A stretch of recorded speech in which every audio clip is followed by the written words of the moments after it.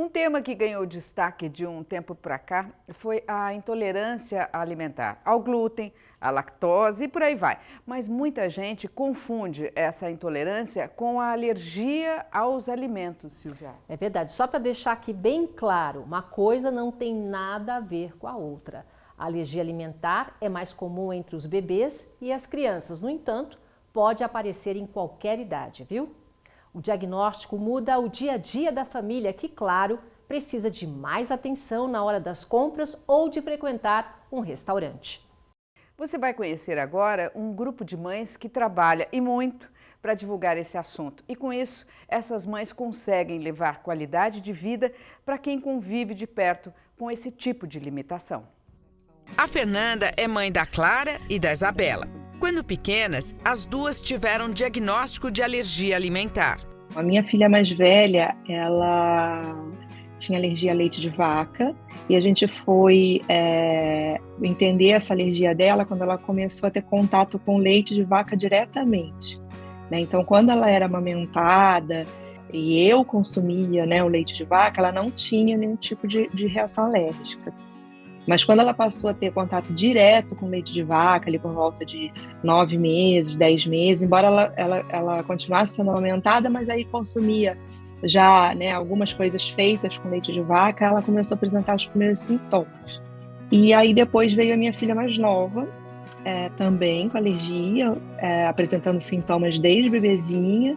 A situação mexeu com a rotina da casa e a Fernanda teve que aumentar bastante os cuidados à mesa. O único tratamento é parar de comer aquele alimento, né? E não é parar de comer de vez em quando, não é parar de comer só durante a semana. A gente tem que eliminar ele da dieta 100% do tempo. Você tem que cuidar na hora das compras. Então, toda vez que você vai fazer compras, você vai ter que começar a prestar atenção nos rótulos dos produtos, você vai ter que ler e decifrar muitas vezes, né, o que está escrito ali. Você tem que pensar muito bem na hora que você vai guardar isso na geladeira, para evitar que aquilo ali, né, tenha contato com produtos que você possa, né, consumir. Na hora que você vai cozinhar, você tem que ter esse cuidado. É uma mudança de hábitos bem grande.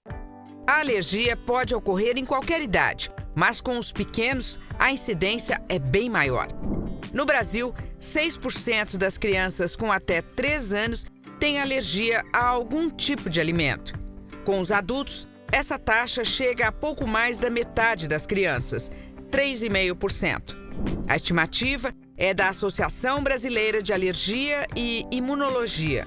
Em qualquer idade, o paciente pode desenvolver a alergia alimentar, principalmente porque nós estamos falando de mecanismos imunológicos.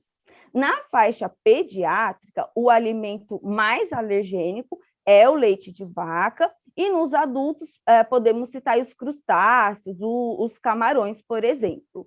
Mas é importante ressaltar que qualquer proteína alimentar, né, qualquer alimento, é capaz de desencadear alergia alimentar. A nutricionista Daiane Faria diz que os sintomas podem aparecer logo depois da ingestão do alimento, em questão de minutos, ou se estender por 72 horas.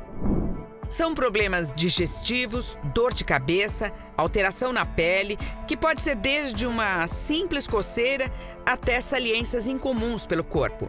Sem contar que quem enfrenta esse tipo de alergia também pode ter tosse e falta de ar.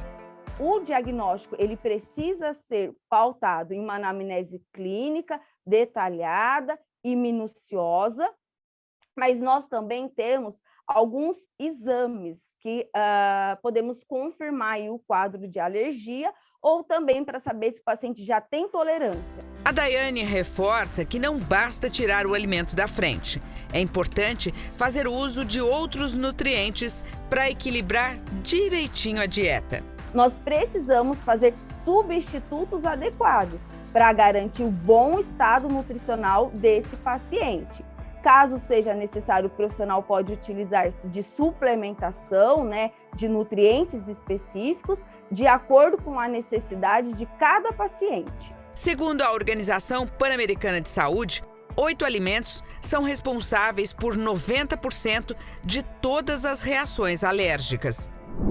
São eles, vamos à lista: o leite de vaca, peixes, frutos do mar, frutas secas, cereais, amendoim, ovo e soja.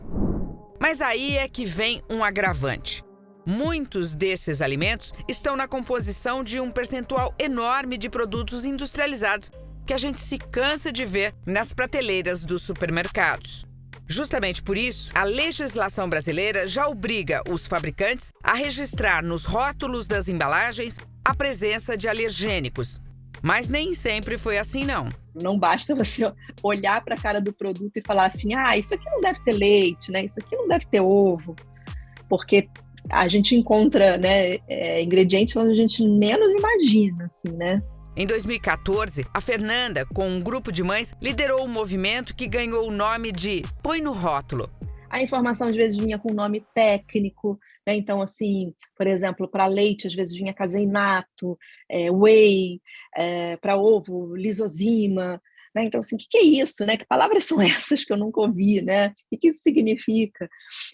E além da lista de composição em si, a gente tinha a questão do contato cruzado, né? Então, numa linha de produção de uma fábrica, eles usam aquele mesmo maquinário para fazer toda uma linha de pães, por exemplo. Aí, aquele primeiro pão que eles fazem, vamos supor que leve ovo, que leve leite. O segundo pão é uma outra linha, já não leva, mas ele vai passar no mesmo maquinário. Então, ele acaba pegando ali resquícios da produção anterior.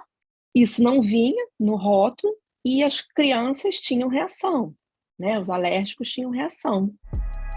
As normas foram atualizadas em 2020, mas a Fernanda reconhece que ainda tem muito a ser feito. Conseguimos apoio de diversos artistas, né? Conseguimos chegar lá em Brasília, né? Lá na Anvisa, com quem cuidava, né, desse tipo de norma. E aí a gente conseguiu, em 2015, que essa legislação fosse aprovada. E vai ter um avisozinho lá depois da lista de ingredientes, né? Alérgicos, 2 pontos. Contém leite, ovo, trigo. Ou então vai vir, pode conter leite, que é esse caso do contato, né? Quando tem esse risco de contaminação. Então foi uma campanha, um movimento assim, muito bem sucedido, né? Um exemplo de como que a população pode se movimentar, né? Para incidir nas políticas públicas. As mães do movimento Põe no Rótulo se engajaram a uma outra iniciativa, o Alergia Alimentar Brasil. Um grupo que divulga conhecimento e informação sobre esse tema para tentar garantir qualidade de vida para quem é obrigado a enfrentar de perto esse drama. A gente ainda enfrenta desafios. Houve uma melhora significativa, né, nos últimos anos, com certeza. A gente tem muito mais profissionais capacitados, mas ainda assim é muito comum a gente encontrar pessoas que têm dificuldade de obter esse diagnóstico.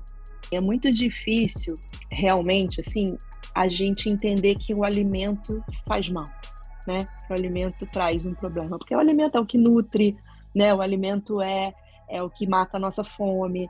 A gente tem uma relação com o alimento de afeto, né, de cultura, de tradições. A gente se reúne, né, em volta da mesa para comemorar, né, qualquer coisa, né, boa na nossa família, na nossa empresa, né, na escola, enfim. Então, você pegar e falar assim, puxa, mas o leite faz mal? Então, a gente precisa sempre estar falando sobre isso, conscientizando, trazendo essa informação, especialmente em ambientes onde isso pode acontecer com mais frequência, como, por exemplo, uma escola, né? Eu acho que o que falta mesmo é falar mais sobre o tema, né? As pessoas conhecer mais sobre o tema. Acho que à medida que as pessoas conhecem, elas se sensibilizam. Essa tem sido uma experiência.